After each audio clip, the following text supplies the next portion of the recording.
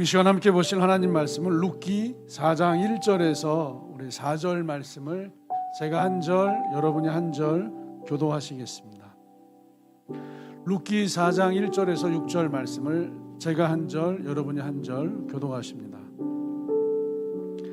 보아스가 성문으로 올라가서 거기에 앉아 있더니 마침 보아스가 말하던 기업 물을 자가 지나가는지라. 보아스가 그에게 이르되 아무개여 이리로 와서 앉으라 하니 그가 와서 앉으매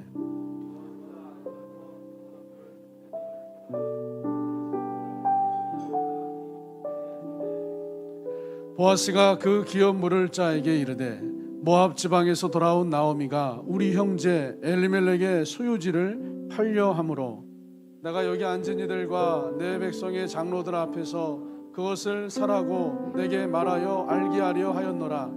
만일 내가 물으려면 물으려니와 만일 내가 물으지 아니하려거든 내게 고하여 알게 하라. 내 다음은 나요 그 외에는 물을 자가 없느니라 하니 그가 이르되 내가 물으리라 하는지라. 보아스가 이르되 내가 나오미의 손에서 그 밭을 사는 날에 곧 죽은 자의 아내 모압 여인 룻에게서 사서 그 죽은 자의 기업을 그의 이름으로 세워야 할지니라 하니 그 기업 물을 자가 이르되 나는 내 기업에 손해가 있을까 하여 나를 위하여 물으지 못하노니 내가 물을 것을 내가 물으라. 나는 물으지 못하겠노라 하는지라. 아멘.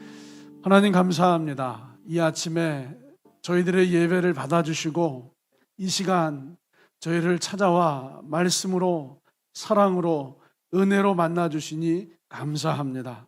주님 주시는 그 말씀 진실한 마음으로 듣는 귀를 주시고 마음에 새겨지는 은혜를 주셔서 하나님으로 말미암아 은혜가 풍성히 맺혀지도록 주님이 역사해 주십시오. 감사합니다. 예수님의 이름으로 기도하옵나이다. 아멘. 우리 앞뒤 좌우로 우리 인사하시겠습니다. 우리 주님이 곁에 함께하고 계십니다. 여러분 바로 옆에, 여러분 바로 앞에, 여러분의 중심에 우리 예수님께서 함께하고 계시는 줄 믿습니다. 24시간 날마다 우리 주님과 동행하시고 주님을 느끼시게 되시기를 우리 주님의 이름으로 축복합니다. 여기저기 이제 길가에 현수막들이 이제 많이 걸려 있습니다. 간혹 보다가 제가 어떤 한 가지 현수막에 제 마음이 잠시 멈춘 적이 있었어요. 그 현수막에 이런 문구가 쓰여 있었습니다. 잘 아실 텐데, 어머, 이건 꼭 사야 돼. 혹시 그런 현수막 보신 적 있으세요? 어느 이제 여성 이제 만화 사파가 그려져 있고 큰 글씨로 어머 이건 꼭 사야 돼 하면서 아파트라든지 뭐 자동차라든지 기타 등등 무언가를 광고하는 현수막을 이제 본 적이 있어요. 그럼 걱정하지 마세요. 어머 이거 꼭 사야 돼 해서 지금 당장이라도 홈쇼핑에 다이얼을 눌러서 그 물건을 사야 될 것 같고 지금 당장이라도 스마트폰에 어떤 버튼을 눌러서 그 다음 클릭하면서 물건을 주문해야 될 것 같지만 쉽게 팔리지 않습니다. 꼭 당장이라도 다 팔려서 매진될 것 같은데 쉽게 매진되지 않습니다. 그러니까 어머 이건 꼭 사야 돼. 그 급한 마음을 잠시 내려놓으시고 한 번 더 진지하게 생각하시면서 걸어가시기를 주님의 이름으로 축복합니다. 그걸 보면서요 주님의 마음을 느꼈어요. 우선 주님은요 우리를 바라볼 때 어머 이건 꼭 사야 돼. 하늘바람교회 꼭 사야 돼. 우리 정건 꼭 사야 돼. 우리 김현일 꼭 사야 돼. 주님은 이런 마음을 가져요. 그런데 사탄도 이와 비슷한 마음을 갖습니다. 어머 이건 꼭 사야 돼. 그래서 사탄도 우리를 꼭 살 것처럼 우리 삶을 책임질 것처럼 내가 값을 지불하고 우리 인생을 책임지고 우리 인생을 끌고 갈 것처럼 그렇게 꼭 살 것처럼 다가오는데 실제로 사탄은 사지 않습니다. 결정적으로 마지막 순간이 되면 저 사지 않겠습니다 라고 손을 놓아버리고 포기하는 그 대상이 우리의 대적 사탄이에요. 드디어 보아스가 이제 성문으로 올라갑니다. 지난주에 룻에게 가장 가까운 친족, 그 육신을 끌어내는 일을 위해서 보아스가 성문 위로 올라가요. 예수님이 우리에게 가장 가까운 친족, 육신의 소견과 육신의 죄성을 끌어내기 위해서 골고다 언덕 위로 올라가시고 십자가에서 나를 대신해서 죄값을 지불하시고 이제 죽으셨습니다. 보아스가 성문에 올라갔더니요, 때마침 룻에게 가장 가까운 친족이 그 곁을 지나가고 있었어요. 이리 와서 앉으라 라고 루스에게 가장 가까운 친족을 앉게 한 다음에 장로 10명을 청하해서 함께 이제 앉아서 이야기를 합니다. 그게 3절과 4절이에요. 보아스가 그 기업 물을 자에게 이르되 모압 지방에서 돌아온 나오미가 우리 형제 엘리멜렉의 소유지를 팔려 함으로 내가 여기 앉은 이들과 내 백성의 장로들 앞에서 그것을 사라고 내게 말하여 알게 하려 하였노라. 만일 내가 물으려니와 만일 내가 사려니와 만일 내가 사지 아니하려거든 내게 고하여 알게 하라. 그 다음은 나요 나 그 외에는 물을 자가 없느니라 하니 그가 이르되 루스에게서 가장 가까운 친족이 말하기를 그거 내가 사겠다 이렇게 얘기해요. 그거 내가 물으겠다. 그거 내가 책임지겠다. 나오미 내가 책임지겠다. 나오미의 소유 내가 물으겠다. 나오미의 소유, 엘리멜렉의 소유 내가 값을 지불하고 내가 사겠다라고 이야기를 해요. 내가 하겠다 이거예요. 루스에게 가장 가까운 친족이 내가 하겠다, 자기 권리를 강하게 주장하고 내가 하겠다 그 마음을 강하게 고집하면 보아스로서는 어쩔 도리가 없어요. 여러분, 보아스가 룻을 사랑하고 아끼고 은혜를 주고 싶어도 그 룻에게서 가장 가까운 그 친족 그 사람이 내가 사겠다라고 고집을 부리면 보아스라도 어쩔 도리가 없어요. 하나님은 우리에게 은혜를 주고 싶으시고 우리를 사랑하시고 우리에게 무언가를 공급하고 싶으셔도 나와 가장 가까운 내 육신이 나의 삶을 이렇게 살겠다라고 고집을 부리잖아요. 내 마음을 꺾지 않고 내 마음의 길, 내 고집의 길을 걸어가잖아요. 하나님이라고 하셔도 은혜를 주고 싶어도 은혜를 줄 수가 없어요. 주님이 은혜를 주시고 싶으셔도 하나님 우리가 주님의 은혜가 아니라 내 고집의 길을 걸어가면 주님하고 완전 다른 길이 돼요.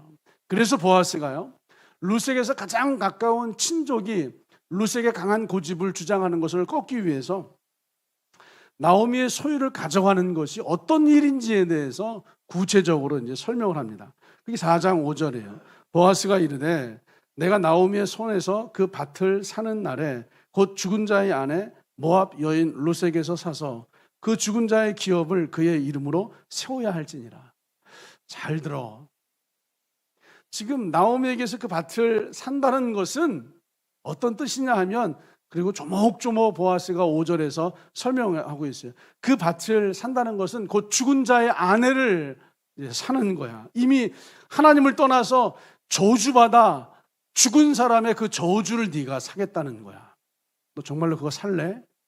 그 밭을 산다는 것은 모압 여인 룻에게서 사는 거예요. 이미 하나님께서 저주하시고 여호와의 총에 들이지 말라 저주받은 모압 사람, 그 모압 여인의 저주를 사겠다는 거야. 너 그래도 살래? 또한 그 밭을 산다는 것은 그 죽은 자의 기업을 그의 이름으로 세워야 할지니라. 이미 저주받아서 죽어버린 그 사람의 기업을 살려내야 하고, 살려내서는 그 사람의 인생, 그 사람의 기업을 세워줘야 한다. 너 이미 저주받은 저 사람의 기업을 네가 사서 그 사람을 살려낼래? 살려내서 그 사람의 인생, 그 사람의 기업을 너 세워줄 자신 있어? 그렇다면 나오미의 소유지, 엘리멜렉의 소유지를 얼마든지 사가라. 그러나 그것이 준비되어 있지 않다면 너 사지 말고 나에게 양보해라. 보아스가 지금 이 이야기를 하는 거예요. 저주받은 자의 아내, 이미 저주받았어요. 그 저주를 사갈래? 이미 모압 여인 룻에게서 이미 저주받아서 여호와의 총에서 쫓겨난 그 모압 여인의 그 저주를 사갈래? 이미 죽어 있는데, 이미 죽어 있는 자의 기업을 사서 그 저주를 사서 죽은 것을 살려내고 살려내서 그의 인생과 기업을 세워줄 자신이 있어? 그렇다면 사가라. 여러분, 그러니까 6절에요. 나는 내 기업에 손해가 있을까 하여 나를 위하여 물으지 못하노니 내가 물을 것을 너가 물으라. 나는 물으지 못하겠노. 나는 책임지지 못하겠다. 나는 책임지지 아니할 터이니 너 보아스가 책임져라. 그리고 보아스가 룻의 삶, 룻의 저주를 책임지고 죽은 룻의 저주를 다시 살려내시고, 그리고 룻과 나오미 엘리멜렉의 기업을 든든하게 세운 줄 믿습니다. 우리가 죄 가운데 빠져서 넘어지고 여러분 좌초하고 깨지고 쓰러질 때 우리의 대적 사탄은 우리를 끌고 가는 척하지만 책임지지 않아요. 죄 가운데 멸망시켜버려요. 여러분, 우리 육신 가운데 멸망시켜버려요. 그런데 예수님은 우리의 저주를 대신 받아서 예수님이 십자가에서 죄값을 치르시고 예수님이 십자가의 저주의 값을 치르시고 우리를 살려내시고 우리의 인생과 기업을 세우는 일까지 하시는 줄 믿습니다. 그런데 룻에게 가장 가까운 친족은요, 나에게 손해가 될까 하여 나는 부르지 못하겠노라. 룻에게 가장 가까운 친족이 생각을 했어요. 나오미의 기업을 부르는 것이 나에게 이익이 될까 손해가 될까, 나의 이득일까 손해일까 생각해 봤더니요, 자신에게 손해가 되는 거예요. 나에게 손해가 된다고 생각하자 나는 책임지지 않겠노라, 나는 물으지 않겠노라. 한마디로요, 룻에게서 가장 가까운 친족은 그 사람은 룻을 사랑하지 않았습니다. 이익이 되면 내가 취하겠지만 손해가 된다면 나는 언제든지 과감하게 버리겠다. 손해가 있을까 하여 나는 물으지 못하노니라고 이제 선포합니다. 룻에게 가장 가까운 친족이 이런 얘기를 한 거예요. 지난주에 이 말씀을 나누었지만 우리 인생에게 가장 가까운 존재는요, 하나님이 아니라 우리 육신이에요. 이 육신이 가지고 있는 죄성, 이 육신이 가지고 있는 소견, 이 육신의 소견에 옳은 대로 살려고 하는 그 마음이 사실은 하나님보다 더 가까이에 있어요. 이 육신이, 내 몸이 나를 위하는 것 같지만 이 육신이, 내 몸이, 내 몸의 소견이, 내 육신의 소견이 결코 나를 위하거나 사랑하지 않습니다. 자기 입맛에 맞으면 가져가지만 자기 입맛에 맞지 않고 손해가 될 것 같으면 과감하게 던져버리고 외면하는 것이 우리 육신, 우리 몸, 육신의 소견, 몸의 소견, 우리의 대적 사탄이라고 하는 거예요. 여러분의 몸이 여러분을 사랑한다고 생각하세요? 여러분의 육신이 여러분을 사랑하고 있다라고 생각하세요? 내 몸이니까 당연히 나를 사랑하지, 내 육신이니까 당연히 나를 사랑하지, 이렇게 생각할지도 모르겠지만 진지하게 한번 생각해 보세요. 나를 사랑한다고 하는 그 육신이요, 정말 나를 사랑한다고 하는 그 몸이요, 비만이 있는 나에게 늘 이렇게 얘기해요. 오늘까지만 먹고 내일부터 다이어트 하자. 이 얘기를 하는 게 나를 사랑한다고 말하는 그 육신이에요. 나를 사랑한다고 하는 그 몸이 오늘까지만 먹고 내일부터 다이어트 하자라고 얘기를 해요. 나를 사랑한다고 하는 이 몸이, 나를 사랑한다고 하는 이 육신이요, 당뇨가 있는 나에게 날마다 하루에도 서너 잔씩 달달한 커피 믹스를 마시게 해요. 한두 잔은 괜찮아. 늘 이런 생각이에요. 분명히 당뇨가 있는 나인데 괜찮아. 한두 잔은 괜찮아. 소화가 안 되고 소화불량이 있는 나에게 나를 사랑한다고 하는 몸과 육신은요, 맵고 짜고 자극적인 거, 괜찮아. 이거 먹는다고 소화가 안 돼? 이거 먹는다고 속이 쓰려? 이거 먹는다고 몸이 망가져? 이런 걸로 몸이 망가지는 게 아니야. 괜찮아. 다른 걸로 운동하면 돼. 다른 걸로 뭐 어떻게 하면 돼. 나를 사랑한다고 하는 육신이요, 매일 아침 내일은 운동해야지. 나를 사랑한다고 하는 이 육신이요, 나를 사랑한다고 하는 이 몸이요, 아침에 운동하려고 하면 5분만 더 잘까? 10분만 더 누워있을까? 늦었는데 그냥 내일부터 해야 되겠다. 이따 저녁에 해야지. 나를 사랑한다는 몸이, 나를 사랑한다고 하는 육신이요, 우리의 건강을 이렇게 끌고 가고 있어요. 사실 여러분의 건강을 망가뜨리는 그 주범이 누구예요? 여러분의 건강을 망가뜨리고 있는 그 주범이 누구예요? 사실 나를 사랑한다고 말하고 있는 그 육신과 몸이 오늘 나의 건강을 망가뜨리고 있어요. 여러분, 밤 10시, 11시, 12시, 새벽 1시가 돼도요, 눈이 뻘겋게 충혈이 되고 눈이 뻑뻑한데도요, 그 컴컴한 방 안에서 스마트폰 불빛을 보면서 스마트폰을 보게 하게 만들어요. 이 육신이요, 자기 입맛에 맞는 음식을 먹게 하고요, 이 육신이 자기 입맛에 자기 좋은 것을 따라서 밤새 스마트폰을 보게 만들어요. 그리고 아침 늦게까지 늦잠을 자게 하죠. 이 나를 사랑한다고 하는 육신이, 나를 사랑한다고 하는 이 몸이 내 건강만이 아니라 내 인생을 조금씩 좀 먹고 이러면 망가뜨리면서 우리의 인생을 저 밑바닥으로 끌어내리고 있어요. 이게 내가 생각하는 나를 사랑한다고 하는 육신이 하는 일들이에요. 내 몸에 해로워도 내 입맛에 맞으면 먹습니다. 내 몸에 해로워도 내 몸이 즐거우면 밤새도록 그 일을 즐기게 합니다. 이게 나를 사랑한다고 하는 육신이에요. 다시 말해서 육신은 우리를 사랑하지 않습니다. 육신은 우리를 위하는 것 같지만 사실 우리를 위하지 않아요. 육신은 언제든지 자기 입맛에 맞으면 먹을 것이고요, 육신은 언제든지 자기 좋으면 언제든지 그 일들을 실천하고 행해버릴 거예요. 그래서 보아스는 루sik에서 가장 가까운 그 친족, 그 육신을 제거하고 잘라내는 일을 해요. 진실로 룻을 사랑한 사람은 보아스였어요. 진실로 우리를 사랑하시는 분은 예수님이세요. 그래서 우리에게 가장 가까운 육신의 소욕을 잘라내시는 일을 하시기를 주님의 이름으로 축복합니다. 이게 사실은 지난주에 이제 말씀을 이제 4장 말씀으로 다시 한번 말씀을 드렸어요. 성경 안에는요, 하나님께서 세우신 왕들의 이야기가 참 많습니다. 사울 왕이 있고 다윗 왕이 있죠. 우리들도 하나님께서 불러 세우신 너희는 택한 족속이요 왕 같은 제사장인 줄 믿습니다. 여러분 모두가 다 하나님 세우신 왕의 대행자들이에요. 성경 안에 사울 왕이 있고요, 다윗 왕이 있어요.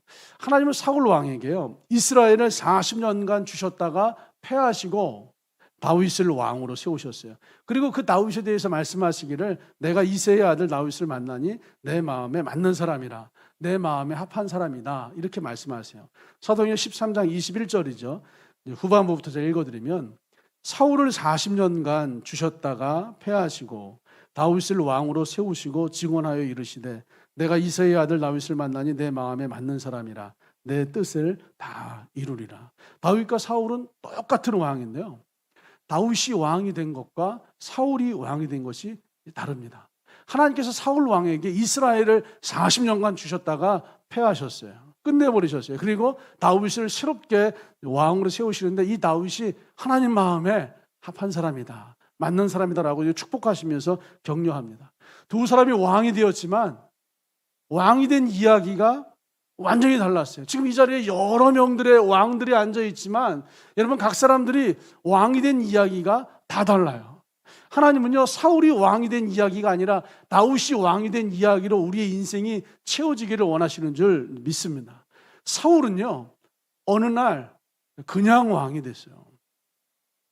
사울은 어느 날 그냥 왕이 된 거예요. 많은 사람들이 인정받고 박수를 받으면서 너무 쉽게, 너무 수월하게, 너무 순탄하게, 너무 순적하게 그냥 왕이 됐어요. 그럼 다윗은 사울과 완전히 달랐습니다. 다윗은 왕이 되기 전부터 고난과 어려움이 많았어요. 왕이 되기 전부터 시련과 쓰디쓴 고배가 많았어요. 왕이 되기 전부터 시련과 환난과 고통이 굉장히 많았던 사람이 다윗이에요. 어느 날 다윗이 블레셋과의 전쟁에 참전합니다. 그 전쟁터에 나가서 블레셋의 장수 골리앗을 만나요. 하나님의 은혜가 아니면 설명이 안 되는 기가 막힌 방법으로 그 블레셋 장군 골리앗을 쓰러뜨리고 그 전쟁에서 승리하고 돌아오는데, 예루살렘 성으로 돌아올 때 예루살렘 성 백성들이요, 전쟁에서 승리한 다윗과 사울 향해서 승리의 노래를 불러줘요. 사울이 죽인 자는 천천히요, 다윗이 죽인 자는 만만이로다. 아니, 사울이 죽인 사람은 1000명이고 다윗이 죽인 사람은 10,000명이다. 그래서 사울이 화가 났어요. 아니, 내가 죽인 사람은 1000명이고 다윗이 죽인 사람이 10,000명이라고 이렇게 찬송한다면 이제 이 나라가 다윗의 손에 넘어갈 일만 남았구나. 이제 곧 이 나라가 다윗의 손에 넘어가겠구나. 이때부터요, 사울 왕이 다윗을 죽이려고 했고요, 다윗은 사울 왕을 피해서 한평생 도망 다니면서 많은 시련과 고통과 어려움을 겪어야 했어요. 한마디로 사울은요, 이런 과정이 없어요. 그냥 왕이 됐고요, 다윗은 시련과 고통과 어려움을 겪으면서 이제 왕이 됐어요. 사울은요, 그냥 순적하게 왕이 됐기 때문에 매사에 어떤 일을 결정할 때 자기 소견대로 결정했어요. 너무나 쉽게 그냥 왕이 되었기 때문에 나라를 다스릴 때 자기 소견으로 나라를 다스렸어요. 다윗은요, 시련과 어려움을 겪을 때마다 말이 시련이에요, 말이 어려움이에요, 말이 환난이에요. 그래서 내가 감당할 수 없기 때문에 어려움이에요. 내가 감당할 수 있으면 그냥 쉽게 그냥 턱 주워버리지 이걸 어려움이라고 하겠어요? 내가 죽고 싶어도 죽을 수 없는 거, 내가 해결하고 싶어도 해결할 수 없는 거, 내가 감당하고 싶어도 감당할 수 없는 이런 큰 문제와 어려움과 시련을 거치면서 다윗은요, 주님, 제가 감당할 수 없습니다. 어떻게 하면 좋을까요? 시련과 어려움을 거치면서 다윗은요, 매사에 하나님과 상의를 하고요, 성경을 펼쳐놓고 말씀을 생각하고 묵상을 하고요, 매사에 어떤 일을 결정할 때 주님께 기도하고요, 주님을 바라보고요, 주님을 구하고요, 주님을 의지하면서 자기 소견이 아니라 하나님의 뜻으로 매사를 결정하고 매사를 처리했어요. 그리고 하나님의 뜻으로 하나님 주신 나라를 다스렸어요. 이렇게 사울 왕과 다윗은요 근본적으로 달랐어요. 교회가 이제 북변동에 있을 때, 이제 북변동에서 이제 운양동이고요. 북변동에 사역을 할 때 참 많은 어려움들이 있었어요. 교회 건물이 경매에 넘어가기도 하고요. 경매에 넘어갔는데 뭐 돈이 있어야죠. 경매에 넘어갔는데 뭐 감당할 수 있어야죠. 어떤 성도가 이 목사를 붙잡고 정말로 교회 사역을 좌지우지하려고 했어요. 뭘 하든지 매사에 자기의 뜻대로 이 교회 사역을 뭐 좌지우지하려고 했었어요. 또 어떤 성도들이 이 교회는 분란을 일으키고 참 여러 성도들이 이 교회 안에 이제 어려움을 만들어서 교회를 이제 떠나기도 했어요. 그때요, 이 목사가 할 수 있는 게 아무것도 없었어요. 행사를 할 때마다 교회에서 음식을 만들자 하시는 분들도 계시고, 뭐 이번에는 뭐 이렇게 하자 저렇게 하자 많은 의견들이 나왔는데 딱 한 사람이 목사님, 행사는 뷔페죠. 출장 뷔페 불러서 우리 출장 뷔페는 멋지게 합시다. 그럼요, 이걸 이길 수가 없어요. 결국은 행사할 때마다 뷔페예요. 참 너무나 많이 속이 상했어요. 정말로요, 그 한 사람의 고집을 꺾지 못해서요, 이 목사가 정말로 그 한 사람을 감당하지 못해서 할 수 있는 게 하나님, 감당할 수가 없습니다. 주님 도와주세요. 교회 건물이 넘어갈 때 주님 감당할 수가 없습니다. 주님 도와주세요. 어려움을 이제 거치면서 어려움을 제가 풀어낼 수 있으면 어려움이 아닐 텐데 제가 풀 수 없는 어려움을 만나고 감당할 수 없는 문제들을 만나면서요, 주님에게 기도하고 주님하고 상의했어요. 성경책을 펼쳐놓고 생각하고 성경으로 묵상했어요. 주님 어떻게 해야 되죠? 묻고 기도하고 구하고 주님을 바라보고 주님을 앙망했어요. 그러면서 하나님이 주신 은혜의 세계, 복음의 세계가 하나님이 일하시는 거였어요. 제가 일하는 거하고요, 하나님이 일하시는 게 다르더라고요. 제가 감당하는 거하고요, 하나님이 감당해 주시는 거하고 다르더라고요. 지나고 보니까 한 가지도 빠지지 않고 주님께서 전부 다 감당해 주셨고요, 하나도 빠지지 않고 전부 다 주님께서 풀어내 주셨고요. 그래서 이 교회가 가장 강조하는 복음이 하나님이 일하시는 거예요. 우리 죄 문제를 처리하는 거 예수님이 해주시는 거예요. 우리 삶의 은혜를 채우는 거 하나님이 해주시는 거예요. 삶의 즐거운 문제를 풀어내는 거 주님께서 그것을 감당하시고 역사하게 하시는 거예요. 제가 하는 거하고 하나님이 하시는 거하고 다르더라고요. 결국 제 소견에 옳은 대로 하는 거하고요, 주님의 말씀과 뜻대로 하는 거하고 완전히 다르더라고요. 그래서 어떤 일이 있을 때마다 주님하고 상의하게 돼요. 어떤 일이 있을 때마다 주님께 기도하게 돼요. 어떤 일이 있을 때마다 잠시 인간적으로 가다가도 멈추고서 주님의 뜻을 구하고 찾고 의지하고 그 길을 걸어가게 돼요. 그래서 하나님은 다윗을 보고 다윗을 만나니 내 마음에 합한 사람이라, 사울을 보고는 이스라엘을 사울에게 40년간 주셨다가 패하시니라. 사울이 왕이 됐지만요, 그냥 너무 쉽게 수월하게 왕이 되니까 늘 매사에 자기 육신의 소견대로 나라를 다스리고 일을 처리하잖아요. 다윗이 왕이 됐지만 정말 한평생 어려움과 고통과 수많은 시련 가운데 그 과정을 거치면서 왕이 되었더니요, 문제가 있을 때마다 주님과 상의하고 어려움이 있을 때마다 주께 기도하고 자신의 소견이 아니라 주님의 뜻을 구하면서 그 나라를 치리하고 다스리잖아요. 하나님께서 뭐라고 말씀하셨어요? 40년간 주셨다가 패하시니라. 다윗을 만나니 내 마음에 합한 사람이라 내 뜻을 다 이루게 하리라. 왜 끌어내리고 패하기로 하신 거예요? 사울이 너무 자기 육신의 소견대로 해요. 말씀을 듣는 것이 순양의 기름보다 나으니 하나님의 말씀을 듣지 않고 늘 자기 소견으로 결정을 해요. 하나님의 뜻을 따르지 않고 늘 자기 소견으로 자기 생각으로 결정을 해요. 심지어 신접한 여인을 찾아가서 자신의 뜻을 구해요. 사울 왕은 자기 육신의 소견, 자신에게 가장 가까이 있는 육신의 생각과 소견을 끌어내지를 못했어요. 다윗은 달랐잖아요. 수많은 시련과 어려움을 거치면서 감당할 수 없는 문제, 감당할 수 없는 어려움, 감당할 수 없는 시련과 감당할 수 없는, 풀어낼 수 없는 그 숙제들을 만나면서 주님 어떻게 해야 될까요? 주님과 상의하고 주님 어떻게 해야 될까요? 성경으로 묵상하고 주님 어떻게 해야 될까요? 주님께 기도하고 주님을 바라보고 주님을 앙망하면서 주님을 의지하고 구하면서 자기 육신의 소견들을 잘라내잖아요. 성경에 잘 아시겠지만요, 다윗에게는 사울 왕을 죽일 수 있는 기회가 여러 번 있었어요.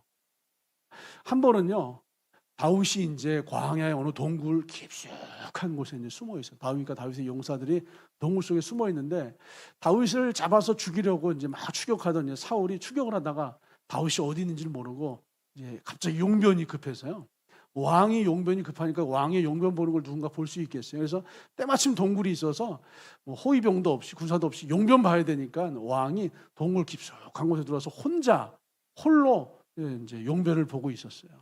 깜깜한 동굴 속에 다윗이 숨어 있을 거라고는 생각도 못하고 혼자 들어와서 용변을 보고 있을 때 다윗의 마음에서 어떤 마음이 들었겠어요? 진짜 있지도 않은 억울한 일을 만들어서 나에게 뒤집어 씌우고 나를 죽이려고 하는 저 원수, 핍박자, 정말 저 나쁜 놈, 저 사울, 손만 뻗으면 다윗이 사울 왕을 죽일 수가 있었어요. 그때 다윗의 소견은요, 이 원수, 나쁜 놈, 당장에 죽이리라. 그래서 손에서 칼을 들고 사울 왕을 단번에 처단하려고 했을 거예요. 그 마음이요. 그때 다윗은요, 주님께 구해요. 늘 어려움과 감당할 수 없는 문제를 만나면서 주님 어떻게 하면 좋을까요? 상의하고 기도하고 성경으로 말씀으로 구하고. 근데 주님이요, 손대지 말아라. 내가 기름 부어 세운 사람이 치지 말아라. 쳐도 내가 친다. 그 이유로요, 다윗이 하나님이 사울을 죽이면 죽였지 나는 절대 사울을 죽이지 않겠다. 그래서 오히려 그 뒤로도 몇 번씩이나 사울 왕을 죽일 수 있는 기회가 있었는데 그때마다 다윗이 사울 왕을 보호해 줬어요. 놔둬라. 장군, 당신 손에 피를 묻히지 마시오. 하나님이 하십니다. 놔둬라. 너의 손에 피를 묻히지 말라. 하나님이 하십니다. 늘 다윗이 사울을 보호해 줘요. 왜 이렇게 하죠? 자기 소견에는 원수, 억울하게 나를 죽이려고 하는 저 사울, 내 감정 따라서 소견 따라서는요, 당장이라도 칼을 뽑아 단컨에 처단하고 싶지만 하나님의 말씀은, 주님의 뜻은, 주님과 상의했더니, 주님께 기도했더니 주님의 마음은 완전히 다르잖아요. 이렇게 다윗은 자기 육신의 소견을 끌어낼 수 있는 사람이었고요, 사울 왕은 자기 육신의 소견을 따라서 나라를 다스렸던 사람이었어요. 그냥 순조롭게 순탄하게 너무 평안하게 왕이 되었더니 자기 육신의 소견이 나라를 다스리게 했고요, 어려움과 시련을 거쳤더니요, 그 고통과 시련과 문제들이 하나님과 상의하고 기도하고 구하고 의지하고 주님의 뜻을 따라서 나라를 다스리는 다윗 왕을 만들어냈어요. 여러분 어떻게 살고 계세요? 오늘 여러분의 자녀들을 어떻게 양육하고 계세요? 자녀들을 키우는 게 너무나 힘드시죠? 육신의 소견을 따라서 이렇게 해야 되겠다, 저렇게 해야 되겠다. 여러분의 일터와 사업장을 어떻게 꾸리고 계세요? 육신의 소견을 따라서 이 일은, 이 사업은 이렇게 진행해야 되겠다. 여러분 지금 어떻게 살고 계세요? 육신의 소견으로 나와 가장 가까이 있는 이 육신이 여러분의 삶을 이끌어가는데, 육신의 입맛대로 먹고 육신의 입맛대로 즐기고 육신의 입맛대로 그 좋은 곳을 따라가면서 그냥 좀 더 쉬자, 좀 더 눕자, 이렇게 살고 계신 건 아니에요? 어떤 중요한 일을 결정할 때 정말 육신의 소견, 육신에 떠오르는 대로 그렇게 결정하시고 그냥 사는 거 아니에요? 이게 사울 왕이 걸어갔던 길이었어요, 여러분. 그러나 다윗 왕은 너무 많은 어려움과 너무 많은 시련을 거치면서요, 주님과 상의를 해요. 어려움을 많이 겪은 자들의 특징이 있어요. 정말 내가 감당할 수 없는 문제들을 많이 부딪힌 사람들의 특징이 있어요. 자꾸 물어봐요. 어떻게 하면 좋을까요? 어떻게 하면 좋을까요? 다윗이 어려움을 거치면서 하나님에게 물어봐요. 주님, 어떻게 하면 좋을까요? 주님과 상의해요. 어떻게 하면 좋을까요? 성경책으로 묵상해요. 생각을 해요. 어떻게 하면 좋을까요? 주님께 기도해요. 뜻을 구해요. 어떻게 하면 좋을까요? 여러분, 다윗의 길을 걸어가시기를 주님의 이름으로 축복합니다. 그럼 오늘부터 다윗처럼 이제 시련과 고통과 어려움과 이러면 이제 고난 속으로 들어가셔야 되지 않겠어요? 다윗의 길을 걸어간다는 건 그런 거예요, 여러분. 어려움 속으로 들어가시는 거예요. 시련 속으로 들어가시는 거예요. 문제 속으로, 환난 속으로 들어가시는 거예요. 그런데 우리가 괜히 지금 평탄한데 시련 속으로 들어가면 너무 힘든 거 아니에요? 지금 평탄하고 지금 순조롭고, 지금도 힘든데 더 큰 환난 속으로 들어가면 이거 좀 곤란한 거 아니에요? 어떻게 하시겠어요? 오늘 여러분 인생 가운데 환난을 만나신 분들이 있다면 기뻐하셔야 돼요. 고통을 만난 분들이 있다면 기뻐하셔야 돼요. 내가 지금 이해할 수 없는 문제를 만난 분들이 있다면 조금은 더 다른 시선으로 기뻐하셔야 돼요. 왜냐하면 그걸 통해서 하나님이 다윗 왕을 만들어내고 있는 거예요. 여러분의 인생을 다윗으로, 여러분의 자녀를 다윗으로 지금 하나님께서 만들어내고 있는 과정인 것을 여러분 받아들이시고 믿으시기를 주님의 이름으로 축복합니다. 근데 우리가 그렇다고 다윗의 고난 속으로 들어갈 수 있는 건 아니잖아요. 다윗의 환난 속으로 들어갈 수 있는 건 아니잖아요. 다윗의 그 절망과 어둠 속으로 들어갈 수 있는 건 아니잖아요. 그래서 성경의 사람들은요, 아니 하나님은요, 다윗의 환난과 절망 속으로 들어갈 수 있도록 아주 안전한 길들을 만들어 놓으셨어요. 누가복음 10장을 보시면요, 누가복음 전체 성경이 진행되다 누가복음 10장에서부터 영적인 기후가 바뀌어요. 누가복음 10장 이전과 누가복음 10장 이후의 영적인 분위기가 완전히 달라집니다. 사도행전은요, 사도행전 13장을 중심으로요, 사도행전 13장 이전과 13장 이후의 영적인 분위기, 영적인 기후가 완전히 바뀌어요. 사도행전 교회에서요, 1장, 2장, 3장, 4장, 10장, 11장, 12장까지 단 한 번도 없었던 놀랍고 새로운 일이 사도행전 13장에서 일어나고 있어요. 사도행전 초대교회 최초로 금식이 일어나고 있어요. 이게 13장 2절 말씀이에요. 주를 섬겨 금식할 때 성령이 이르시되 내가 불러 시키는 일을 위하여 바나바와 사울을 따로 세우라 하시니 이에 금식하며 기도하고 두 사람에게 안수하여 보내니라. 주를 섬겨 금식을 했습니다. 이 안디옥 교회 사도행전 13장 사람들은요, 주를 섬겨 금식했어요. 특별히 금식할 만한 이유가 없어요. 언제 금식하시죠? 정말로 중한 질병이 있을 때, 어려운 문제가 있을 때, 흉년이 있을 때, 정말 먹고 사는 게 힘들 때, 내가 감당할 수 없는 엄청난 문제를 만나서 이 문제를 풀어내야 할 때, 나라에 전쟁이 있을 때, 극심한 기근이 있을 때, 이런 일들이 있을 때 금식하는 거 아니에요? 그런데 사도행전 13장의 사람들은요, 전쟁도 없고 질병도 없고 전염병도 없고요, 양식이 부족한 것도 아니고 삶의 문제도 없고요, 아무런 고통도 없는데 주를 섬겨 금식을 합니다. 금식할 만한 이유가 없는데 이들이 지금 금식을 하고 있어요. 교회의 선지자들, 교회의 교사들, 교회의 리더십들이 금식하고 있어요. 여러분, 최소 하늘바람교회 모든 리더십들 2022년 이번 1월 중에 금식하시기를 우리 주님의 이름으로 축복합니다. 왜 아무도, 할렐루야, 아무도 아멘 안 하시네 진짜. 네. 할렐루야. 왜 아무 이유 없는데 금식을 했을까요? 아무 이유가 없어요. 안디옥 교회가 너무 평안해요. 안디옥 교회가 너무 순탄해요. 안디옥 교회가 너무 순조롭고 그냥 평탄한 길을 걸어가고 있어요. 겉으로 보기에는 아무 문제도 없어요. 그래서 안디옥 교회 사람들은요, 속으로 문제가 엄청난 사실을 발견했어요. 안디옥 교회가 겉으로는 평안해요. 우리 하늘바람 교회 같아요. 겉으로는 문제가 없어요. 사람들이 날마다 모이고 있어요. 날마다 기뻐하고 있어요. 날마다 잘 되고 있어요. 우리 카페에 올라가시는 분들이 이렇게 말씀하시더라고요. 예전에는 사람들이 카페에 별각하에 올라가시면서 카페 너무 좋아. 근데 이제는 그렇게 안 하세요. 올라가면서 여기 교회래. 여기 교회야? 여기 교회 부자야. 이분 올라가시면서 몇 번을 들어요. 여기 교회래. 여기 교회야? 여기 교회 부자야. 이거 다 교회 거래. 하늘바람교회가 지금 이래요. 얼마나 좋아. 안디옥 교회가 이래요. 사람들이 모이죠. 교회 재산이 많죠.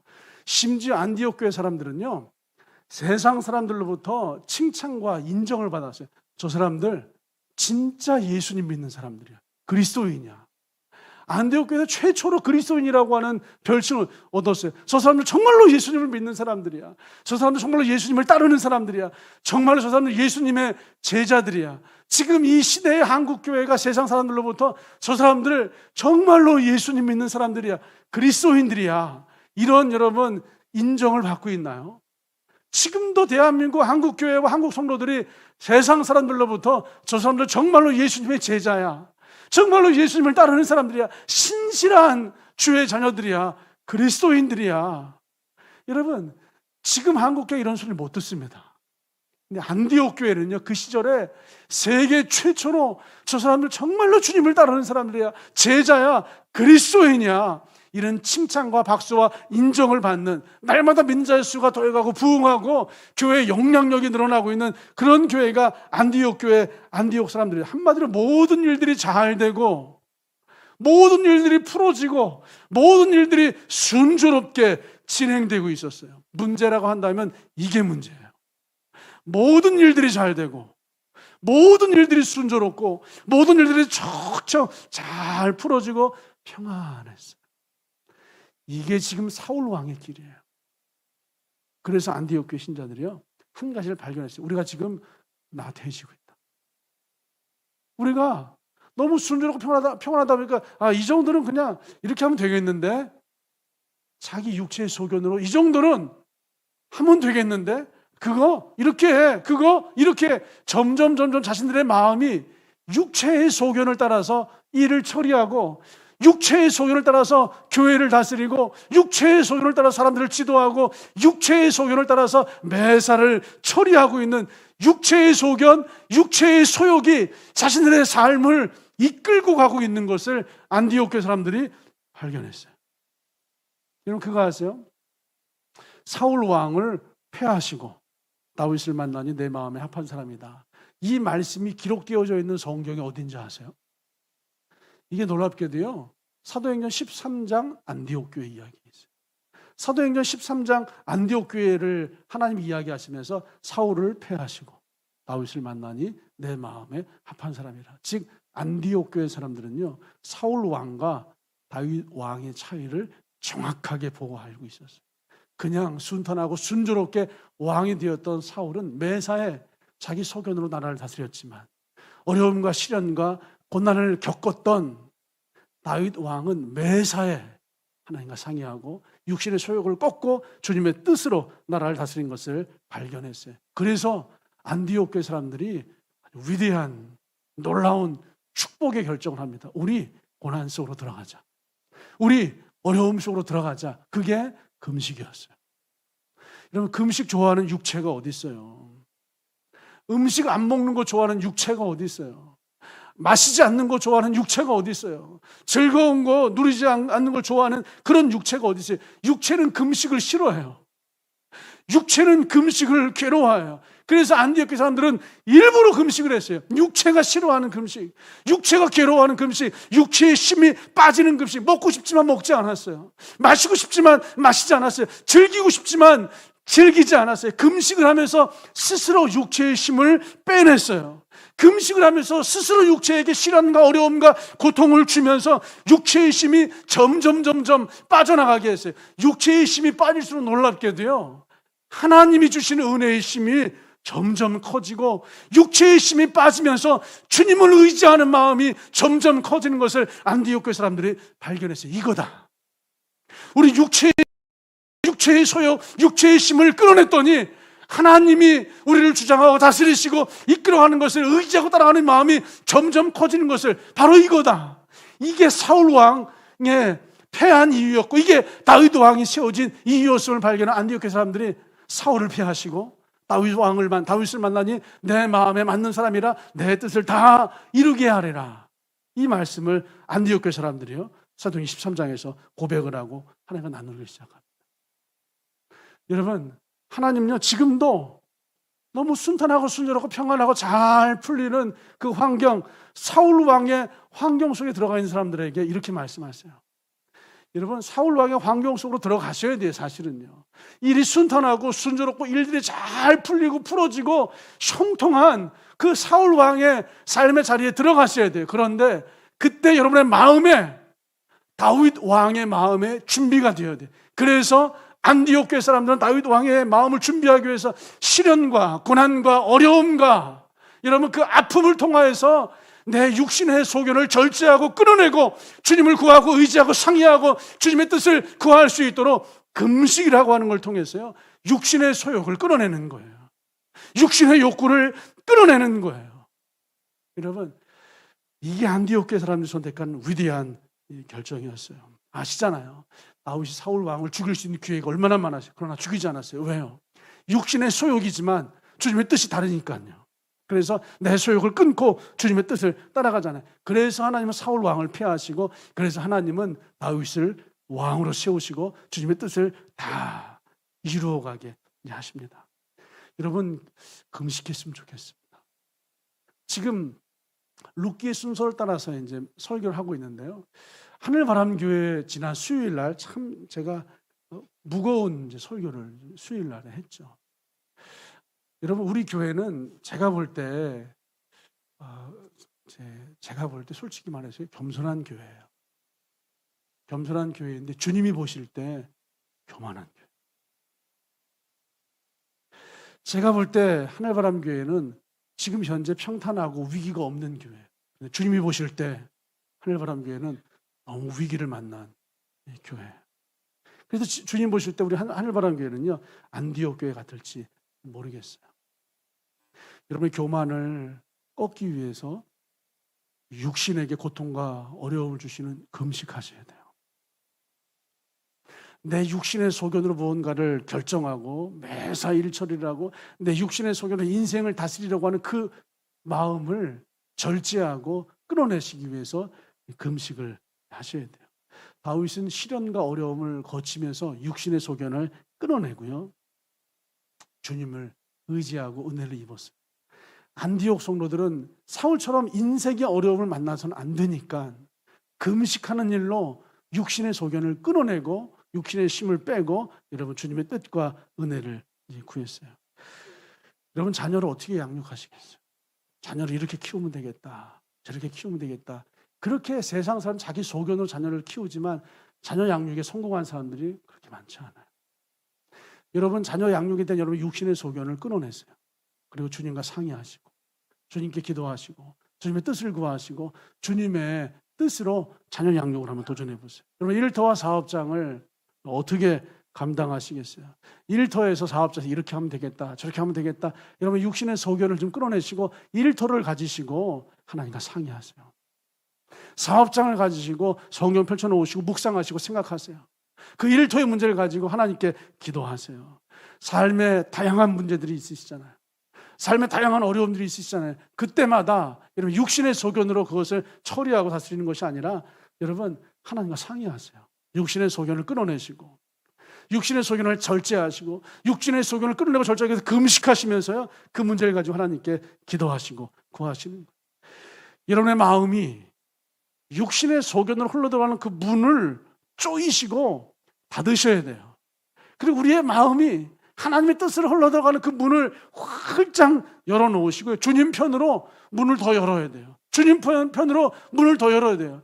내 마음이 육신의 소견으로 흘러들어가는 것을요, 브레이크를 밟아서 금식이라고 하는 브레이크, 나의 육체를 절제하는 브레이크, 무언가를 여러분 참아내는 브레이크를 밟아서요, 내 육신의 소견이 나를 주장하려고 하는 것을 막으셔야 돼요. 그리고 하나님을 향하여서 마음이 흘러갈 수 있도록 하나님을 향하여서 가속 페달을 밟으셔서요, 여러분이 주님께로 경주하시고 달려가시고 은혜를 입으셔야 돼요. 그게 다윗이었어요. 내 다윗을 만나니 내 마음에 합한 사람이라 내 뜻을 다 이루게 하리라. 지금 시련 가운데 있다면 감사하십시오. 하나님 여러분을, 여러분의 자녀를, 여러분의 인생을 다윗 만들기 위한 작업이고 과정인 줄 믿습니다. 지금 평탄하고 순조롭고 일이 잘 풀어지고 있다면 조금 긴장하시고 금식하십시오.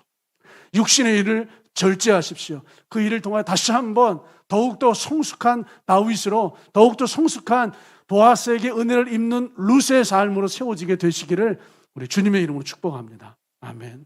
우리 시간 찬양하시고 말씀 붙잡고 기도하시겠습니다. 주님이 정말로 여러분을 사랑해요. 육체는 우리를 사랑하지 않지만, 육체는 자기 입맛과 자기 소견대로 우리를 끌고 가려고 하지만, 하나님은 진실로 우리를 사랑하시고 우리 삶을 이끌어 가시는 줄 믿습니다.